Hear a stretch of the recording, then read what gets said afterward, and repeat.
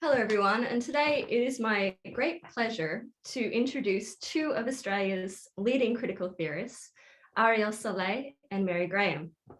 They're going to be talking to you today about holding, thoughts on body and country in place.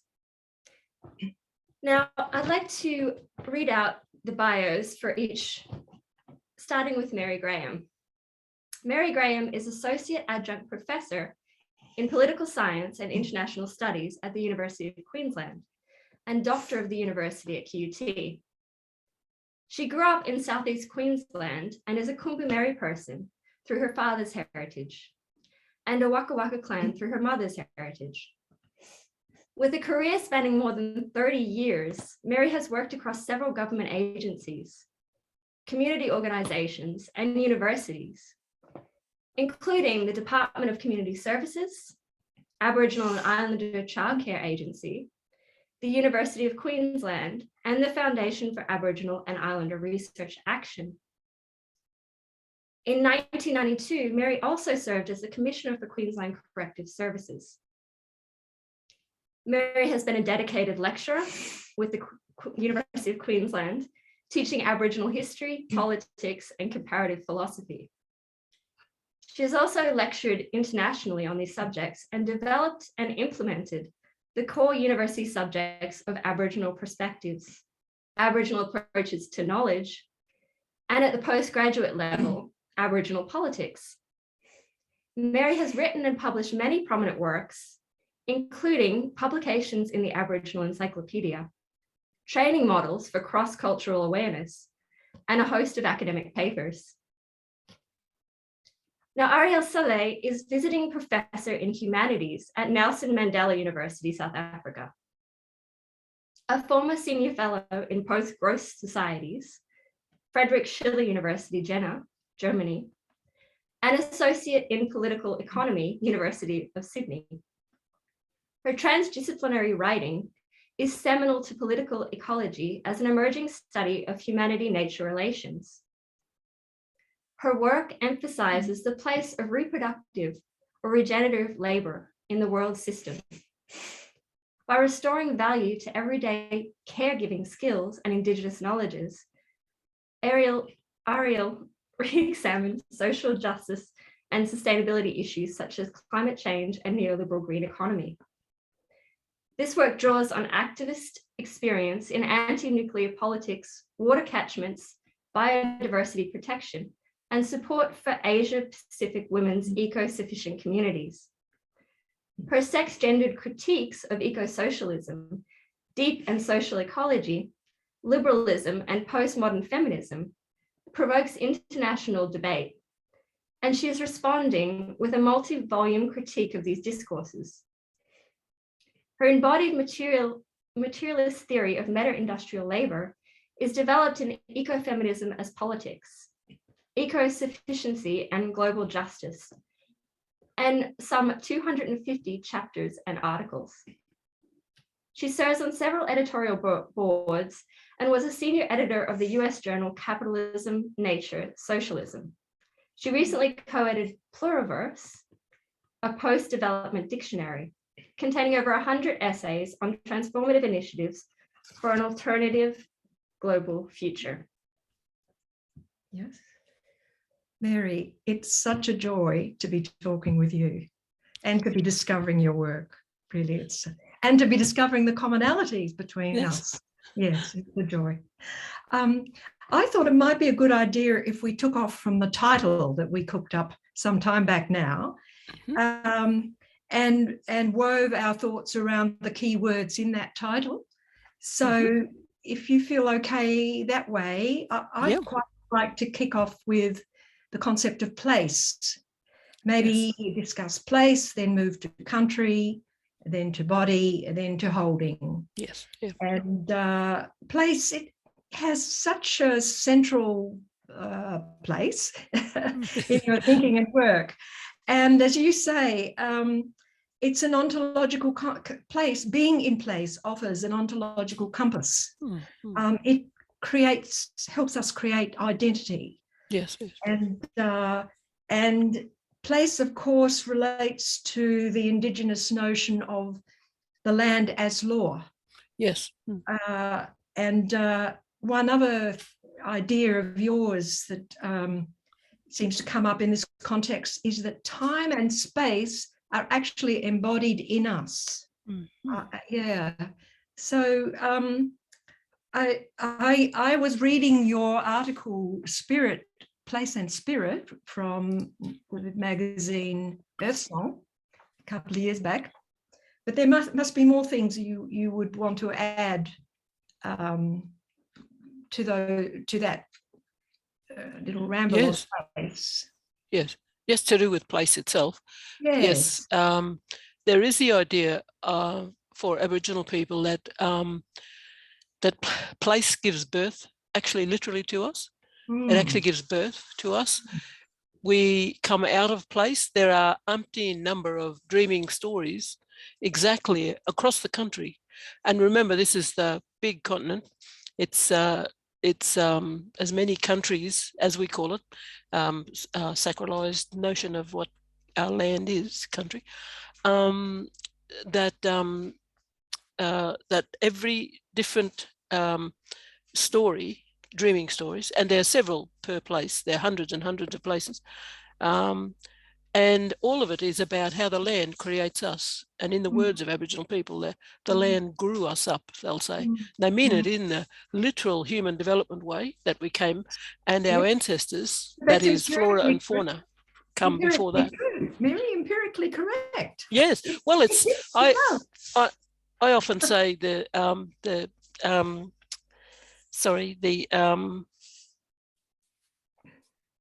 science is right, actually, and it's as if Aboriginal people, what they did was sacralize the science. Yes. They made that sacred, you know. So it's quite right, you know, how we come out of land, you know, literally, and we're grown up, we develop and develop and develop. It's just that we give the responsibility of that, or the reasoning for that, for those flora and fauna and all other life forms are our ancestors. That's what it actually means. So place is that is what place is. I was thinking there's never a time in history more that we needed this phrase, an ontological compass. Yeah, absolutely. Contemporary society, yes, the way things are going. Yes. So to move over to country, and why we need an ontological compass, yes, is modernity is labouring under the false universals of the Western Eurocentric yes, and post-Enlightenment era. Yes. And the false universals I'm thinking on are, you know, the split, the division between humanity here and nature there, or the split between men and women, as if there were a hard dividing line there, or between white versus black, or subject versus object. Yes. The whole notion of flow and process and relationality and interconnection is lost in modernity. Yes. It seems to me like that, because when we started off, when the starting point is that land has invented us, so we are obviously nature too. We're part of nature, not just part of it. We are actually nature too.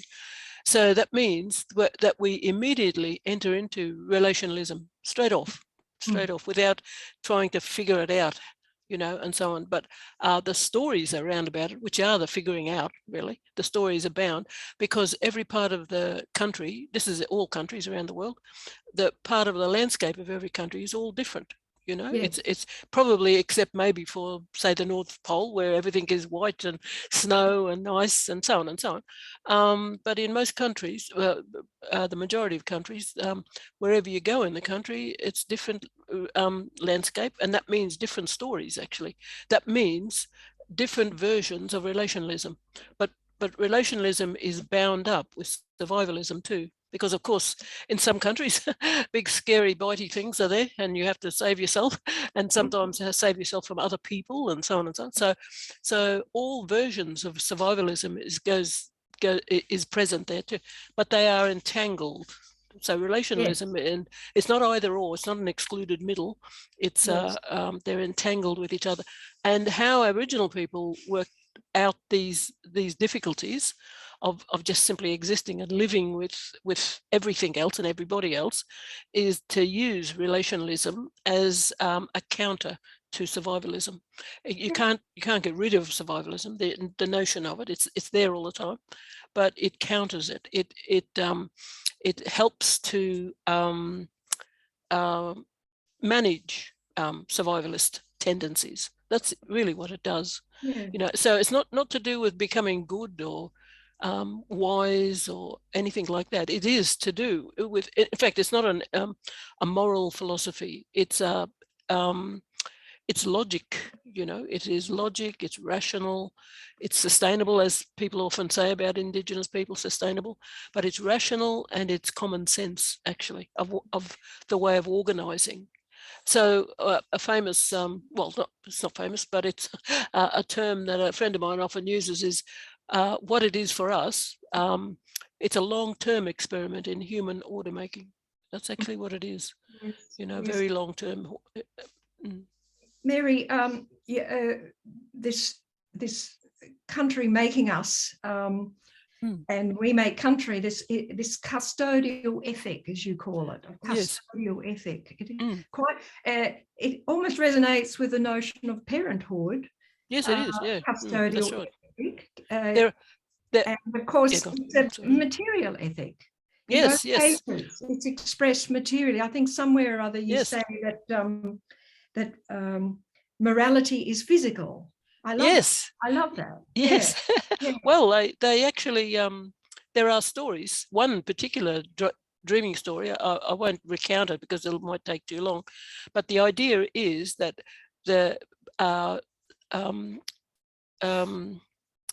proto-humans emerging out of the land are taught by ancestral beings, spirit beings, which are all the flora and fauna, everything you can think of, help those brand new fetal humans become fully human, and at the same time pass on what we call the law, L-A-W-L-O-R-E. They pass on the meaning of all of this. So in a very real story, you know, creative narrative way, we learn that, you know, what is it all about, because we've been given reflectivity, unlike a whole lot of other life forms. We've been given this idea of reflectivity, so we have to engage in working out what will be basically the rules for living. You know, what kind of system will we have? Social, political, spiritual, ordering system will we have? You know, so you learn that from these ancestors. You know, so it's very, very material. You know, very close to the notion of what ecological feminists call reproductive labour. Yes. Sometimes we call it regenerative labour. Regenerative labour, yes. This brings us to feminism, and of course, questions of the body have been absolutely central to feminism from day one.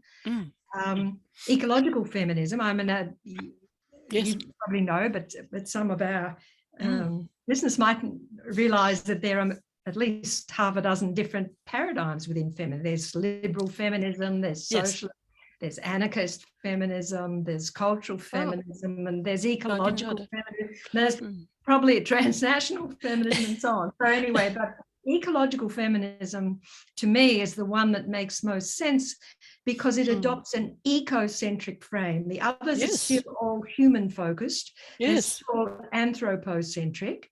Right, but okay. Ecofeminism frames its questions and arguments and so forth within the framework of nature, the planet, and that conceives humans as nature in embodied form. Yes.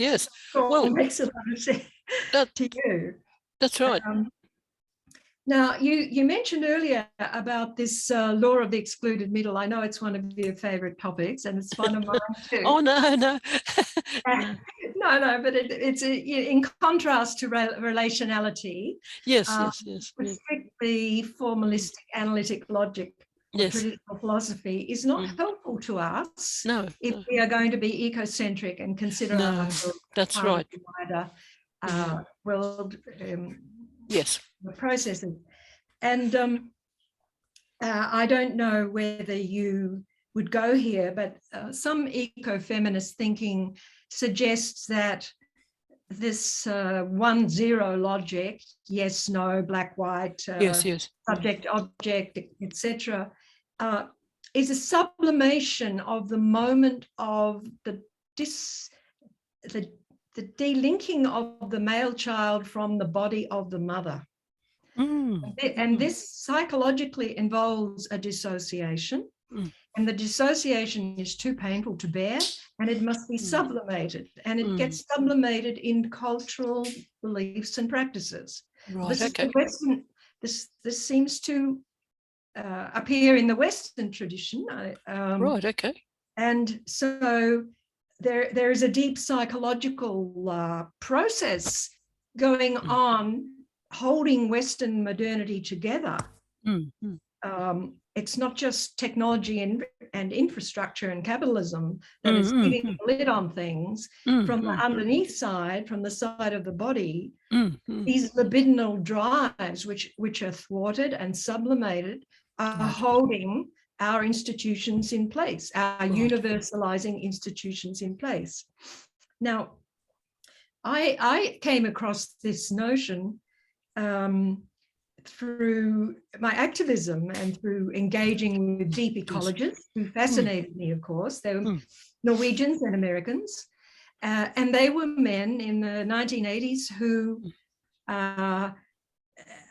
wanted to reclaim an ecocentric sensibility. They were deep ecologists. They really wanted to embrace nature. However, in all their philosophical writings, they never included the fact that they treat the abuse, the Western abuse of nature, the Eurocentric abuse of nature, was actually acted out in parallel in the Western abuse of women's bodies as nature. So that got me rolling up my sleeves and getting stuck in there and trying to bring some reflexivity, some consciousness raising. It went on for about 10 years of debate in the journal Environmental Ethics, by the way. And even after 10 years, the penny really had not dropped. The degree of defensiveness and refusal to let women in through the door, they could never complete, even though they wrote very grandiloquently about ecocentrism, they could never complete the circle, you know. No. Similarly, with other colleagues, when I was involved with Green parties, but also socialist, aiming to be ecological socialists. Yes. Again, aiming to reframe socialism with an ecocentric big picture. Yes. But in actual fact, the book I'm working on at the moment is showing the enormous difficulty that socialist men, and they were men, I'm thinking of 3 in particular that I've worked with, who have not been able to bridge, to make that step. It's quite fascinating. So we end up with, as you say, the dissociated logic from ancient Greece. I'm not sure, is it Aristotle or is it Parmenides? I thought it was Aristotle. Yeah, I thought he was the guy that wrote the book. Well, yes, maybe Parmenides. I don't know. Yeah, might have been. Check that out. Yes. But it is the whole of Western culture, the importance of mathematics, and now digitization is based on this. And regardless of our radical movements, what they're aiming for, until they get to an examination of this process, I don't think anything much is going to shift. And I think that the indigenous ways of knowing that you describe as relational are closer to phenomenology. All right. I don't know whether you ever Heidegger. I haven't. Right. But and I know he's not in everyone's good book. But I did see somewhere that you mentioned Heracletus in ancient Greek. Yeah. You never step in the same river twice. Yes. That certainly seems to be, that's right. Yes. Yeah. Yeah. Well, where I could start is from there, really. I tried to understand a whole lot of the Greeks, the old Greeks. The only one that really struck a chord with me was that Heracletus. Yes. Partly because I was approaching it in my own way, from trying to work out our own way. And that's from the beginning of becoming human in this country, you see. So I saw it in a three-part sort of way. Coherence. The land actually teaches us, brought us to a kind of coherence about ourselves. That is, that story of other life forms help the land, that is, helping us to become human. That's this coherence is coming, over a long period of time, of course. And then proportionality, and then predictability. So going through these, but not necessarily in a linear way. For example, when what do you call it? Colonialism comes here. We are kicked back into incoherence. This is native peoples all around the world, indigenous people. When colonialism comes knocking at the door, takes over the country and so on. So it upsets the whole apple cart and stuff. So we have to start again in this way of working, trying to work things out. But trying to work things out, in trying to work things out, where the idea of proportionality, why I like it, I know it sounds like a real hardcore kind of mathematical measuring and all that kind of stuff, but the real meaning of it is to observe and to understand your surroundings, your environment, as to how everything fits together. Yeah. How does it all fit together? How do humans fit in this? And how do humans fit with each other? So it's a fitting out, in a sense. So you're observing this over a long period of time. And of course, everything comes into this fitting out understanding. For example, the landscape that different groups are in, they all have to do that, and it will always be different. So difference is built in. It's not a dangerous thing. It's not a competitive thing, because competitiveness or competitive ethos is just a subset of survivalist ethos. That's how I see it. And I think, well, not so much I see it, but that's how I understand how Aboriginal people worked out managing resources, having rules about transit, having law, actual law, LAWLORE, of how to work in with each other and manage resources. Don't fall for the trap of competitiveness. You can't do much about egoism, because it's part of what makes us human. But you can't just let it rule everything. That's all. Struggle will always, as in conflict, will always be with us. But you have a good system of managing that conflict. And one of the best ways of doing it is to not be invading other people's countries. Don't invade other people's countries, because that's the end of, for all time, in a sense, at the end of security, really, security and stability. You end up with a different kind of stability, a stability that is forced on people, or a forced security, but not natural kind of security and stability. So no invasion of other people's countries in this country, you see. Fights, yes, by all means. But the beginning of it is really is trying to do away with competitiveness. And when you were talking about men just taking on board this, the ruling male ruling hegemony, to me that always strikes me as being very competitive, and it mustn't be competitive. In Aboriginal terms, this is why there is such a thing as women's law and men's law and women's law. In balance, it's a gendered governance system. It has to be a gendered governance system, because women, from our point of view, they embody two. They embody relationship in their bodies, because even all women, even women who can't have children, don't want children, don't even like children, whatever, they're all able to have children physically, yes. Even if actually for some health reasons they can't, in that sense, but they stand for it. So they stand for relationalism, whereas men don't.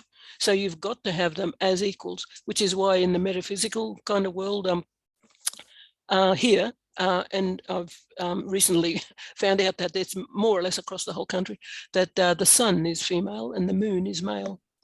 Now, what that means, you can look at it like a purely, old style legends and, dreaming stories and so on.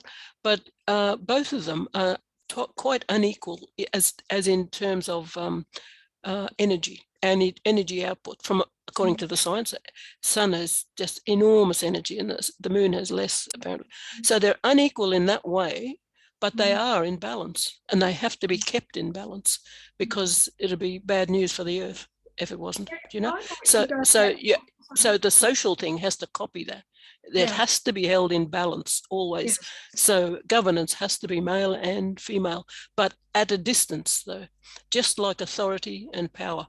Those things, problematic things, if they're conflated, male and female, of course the male energy is going to overpower. It's like logic, but authority and power, they have to be not conflated too. So they have to be held at a distance, but in balance. And balance is a big thing for Aboriginal people. To holding. Okay. Sorry, holding, yes. I'm going to have a go on that. Yes, good. It's my favourite word in all the world. Yes. And it has so many meanings. Yes. But I take it first as holding as epistemology. And it's the basis of what I call an embodied materialism. And I can see resonance in what you've just been saying there, although this is a little bit different, perhaps because I've spent a lot of time talking with Marxists and dealing with becoming captured, I suppose, by a materialist way of thinking. But of course, holding is a metaphor. Yes. For being materially engaged, as you say, with the custodial ethic. Holding, for me, I play with it around the concept of labour.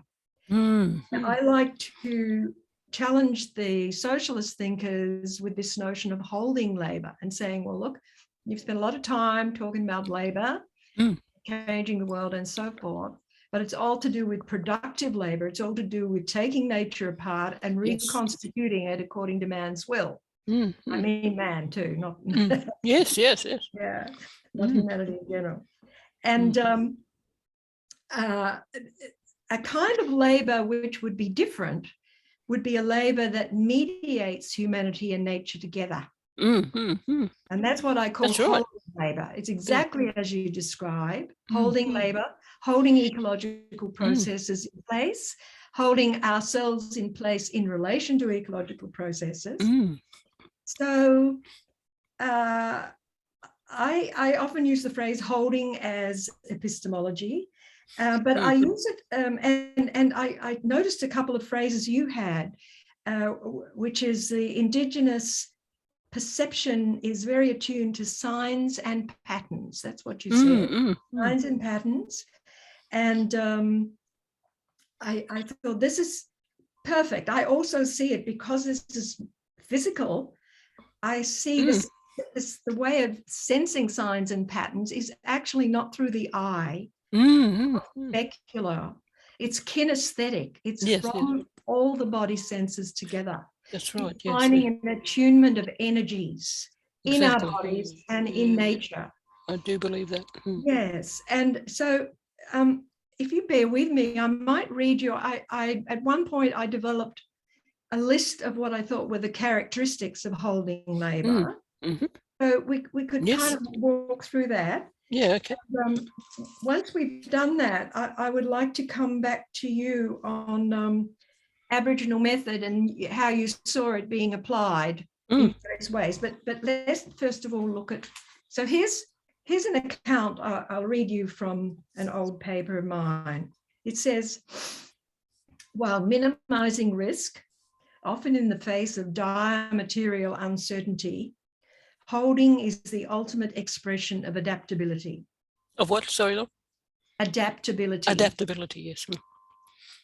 And while science, as usual, is marred by the positivist separation of fact and value, space and time, A cautious awareness of interconnection is common sense in an embodied materialism.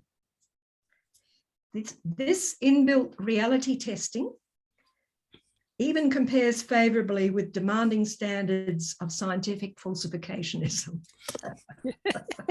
So there. Yes. Okay. The reproductive labor of mothers and subsistence dwellers can be thought of as constituting a sociologically unspoken meta-industrial class. We're not on about the working class, we're on about a class which is hitherto unnamed and yet absolutely essential prerequisite to maintaining the material basis of civilization, capitalism. Meta-industrials, whether they be Indigenous gatherers, fishers, peasant farmers, but also I include mothers of young children and grandmothers who are doing caregiving labor in embodied processes, doesn't need capitalism. No, it doesn't. But capitalism needs it. For that right. reason, it has enormous strategic power. Absolutely, yes. It's what I would call a civilizational culture rather than a civilizational state. Yeah. Wow. We'll go there after. Yes, right. the civilizational state needs more civilizational culture. Yes. But whether men accept that or not, men won't accept that. I love it. I love it. Okay. So I just now go to the criteria of meta-industrial provisioning, which are, as you would and I would say, they are at once ecological and ethical. So first, the consumption footprint is small because local resources are used and monitored with daily care. Scale is intimate and hands-on, maximizing responsiveness to matter energy transformations. And remember, I'm talking either with our relations with land or relations with other bodies. Yes. It could be a farmer, it could be a mother. Judgments are built up over time by trial and error. A cradle-to-grave assessment is made over an intergenerational time horizon. Intergenerational. Yes. This means that meta-industrial labour is intrinsically precautionary. We don't need to slap the precautionary principle on afterwards when we've messed it all up. No, that's so true. That's good. Lines of responsibility are transparent and accountable, far from the tyranny of small decisions that impairs bureaucratized economies. As local social structures are less convoluted than modern industrial ones, there's opportunity for synergistic problem solving, meaning one solution can, in fact, provide the solution for several problems at the same time. Absolutely, yes. Synergistic. Yes.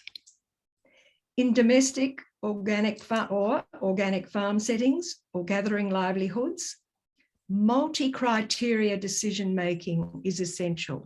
Absolutely. Go. Regenerative work like this patiently reconciles human time with unpredictable non-linear timings in nature. This is an economic rationality that knows the difference between stocks and flows. Yes.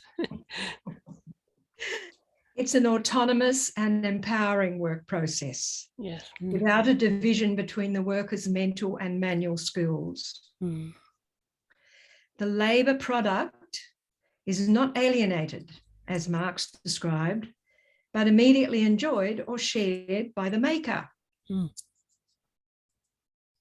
Meta-industrial provisioning is eco-sufficient because it does not externalize costs onto other humans or entropy onto nature. Good. Yeah. So I don't know. Oh, I couldn't but Yeah. agree with all of that. Absolutely. From our point of view, it might be said differently. Yeah. Especially about reproductive labor, about women. Well, women, that's why women have to be part of a formal part, not just like a helpmate or a maid, Yeah. you know what I mean? Number two, kind of in the family, kind of, it has to be formally, politically, administratively, every different which way, have to be in balance. You can't not be in balance. And I'm not talking about equality either. I am talking about balance, because equality always seems to me to be something that is forced on people. It can be forced on people. And Yeah. sooner or later, someone will get pissed off with it. Whereas balance occurs in nature. Yes. It does occur in nature. It's a natural thing. So for example, say I'm talking in a really straightforward administrative way here, a board with 12 people or something like that. And I know all that other stuff about the chairman of the board would be, have if it's a split, they'll have a vote and all that kind of stuff.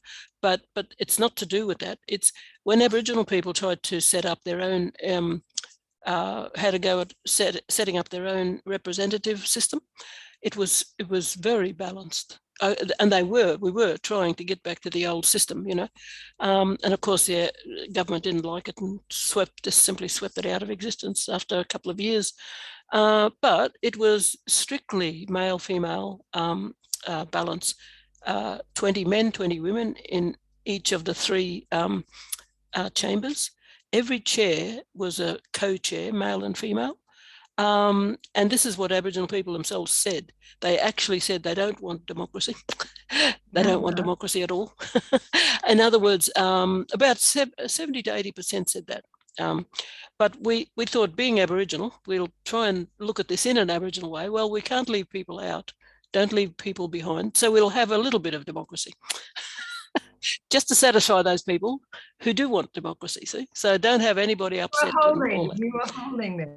That's right. That's exactly right. And they were quite happy, and everyone was quite happy. Yeah. Let me interject a minute, because I do see a difference emerging between where you're thinking about this and where I'm thinking about it, which is that I'm not so much saying that holding is the province of women. No, I know what you mean. Because yes.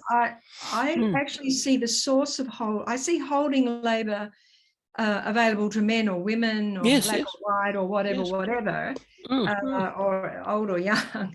But the source is in the way in which humanity and nature is mediated. That's right, yes. That is what creates the principles of holding. Yes. In the labour process. It's in the labour process, in the doing. Yes. In the doing, yes. It's in the doing. It's not customary. No, I'm glad you said that, because I and many other Aboriginal people don't like the idea of customary law. It's a kind of a put down kind of thing to me. It's real law. It's a monumental idea of law. See, it's not narrow like Western positivist law. Yes. Not at all. It's doing. You have interesting things to say about that. You've written a paper on that, I think. I mention it in different ways, and like the idea of autonomous regard and things like that, Yeah. Can you say more about that, Pat? Well, there are examples, like, for example, it's a very bad relationship between Aboriginal people and police. Yes. Aboriginal people and police. That's why it's very difficult for Aboriginal people to be police, to get into the police force. Right. And not as many as you would think are in it, because the idea is that you can't, in a sense, you can't arrest people. You can't lay hands on people, because you are a completely autonomous being. You cannot do that, you see. It causes huge rows. And that's why it'll always be a bad relationship. So if an Aboriginal person does that to another, you are breaking a law, actually, by treating the other person in not as an autonomous being, you see. As an object. Yes, you are treating people as an object if you're treating them like that. So it's like that goes on all the time, but in many other areas, not just black police relationships. according to Aboriginal law, LAWLORE, it's also always the both. It's being the Western system just goes against it all the time, like coming into other people's country, and you just make a huge long list, So that a system that has got at its basis the law of obligation, custodial ethic, and things like that. That guides you, that tells you exactly how you should be conducting yourself all the time in all aspects of life and doing. And like ethics is a doing thing. Obligation is a doing thing. It's not some high ideal that you believe in. It's no use at all of believing in it. You actually have to do the thing. There were also where I see you refer to Indigenous ways of understanding being applied, and one of them I noticed was therapy. Oh yeah, no. Well, I just took narrative therapy as the idea of Narrative therapy.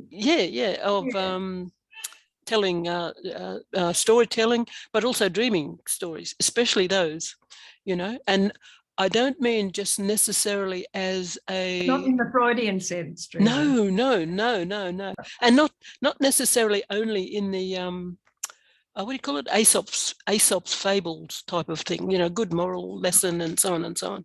I mean, there's lots in the sense of law itself. There's a story here about how the human mob went against the dolphin mob. They were in partnership with them to go fishing. Dolphin mob would bring in a whole lot of fish. The human mob would sort of haul it up, but share some of it, and that was the payment for that work, to the dolphin mob. And one day it didn't happen. The human mob just took off with it all. And now, if you saw it in a form of a moral philosophy or something, or anything like that, the human mob would be punished straight away, in a moment, I don't know, a flash of lightning or something. But what happened was they weren't punished. What happened, but there are always consequences for actions. So the dolphin mob just went away. They departed the scene, but they're still there, living out there and so on. Yeah. So what that does is make it harder work. They broke a contract. And that's what you have to have, a kind of contract, and maintain this contract in a good way, in a respectful, autonomous regard way. And they didn't, they broke it. I can share with you, this is actually from our pluribus book. I don't know, is it possible to see? Yes, oh no, I see it quite clearly. Yep. Yeah. Pluribus book. Okay, the final chapter in the book is, before we go there, Mary, because I thought that might help to close our conversation. Yes, okay, sorry. Very quickly, we didn't mention the word behold. Oh, behold, yes. Yes. Well, the word, to me, yes, sorry, behold is, how I took behold is, it's back to this proportionality of observing everything. Coherence comes in, and then you are looking at everything, how you fit. And so it is a kind of knowing already that we're in a sacralizing moment. Do you know what I mean? Yes. So it is this behold, but not at a distance. You are in the behold. We dwell in it. That's why patterns and that we are patterned into the land. When you're patterned into the land, and the land is patterned into you. Do you know what I mean? That's it. You are in the behold. I'm going to go now to the Zapatistas, and the Zapatistas yes. flow out of what you're saying perfectly. Oh, isn't that deadly? Well. That's wonderful. So this might wrap it up for us, but so the organized principles of governing by obeying. You like that? Governing by obeying. That's very true. Including the following premises. All right. Yes. So 1, to serve and not to be served. Yes. To represent and not to supplant, to build and not to destroy. Yes. To obey, not to command. Yes, certainly. To propose and not to impose. And to convince, not to defeat. Yeah. Oh, to go down and not up. That's wonderful. I've never heard that. I've never heard any of that before. Jeez. Yes. It really is very much, you know, in the word obey, I was asking, no, my good friend, Irene Watson, she was talking to this elderly man from South Australia, Uncle, oh God, isn't it awful? Uncle Lewis. He's an expert in languages, his own and many other people's. He's really old and he's sharp as a tack. And she was asking him, and I was wondering too, about have a word for this, for governance. And it wasn't actually for governance, it was for this, our way of doing things. And he thought about it. He come back a few days later and he said, the word you're looking for, the law, basically, is obey. And we both thought, well, obey, gee, that's very, we'll have to think about that. Because straight away we thought in terms of dictatorship, you see, something like that. Hard like for women, a bit hard for women too. A bit hard for women to do, yes. But of course, if you think of obey in the terms of duty and responsibility and obligation, then that's very close to that. You have to obey the laws of nature. That's right. Well, that responding to them. Yes, they're responding to them, the obligation, and that is very close to duty. Like you obey your duty, the duty of life, you know, of society, is to look after the whole place. Yeah, not wreck it. You know. Yes, I'm getting messages here. Yes, okay. So, yeah. Thank you. I hope it, to be continued, Mary. I hope to be continued. Yes. Yes. Bye-bye. Bye-bye. So much to cover. Thank you so much. Thank you. Thanks, Mary.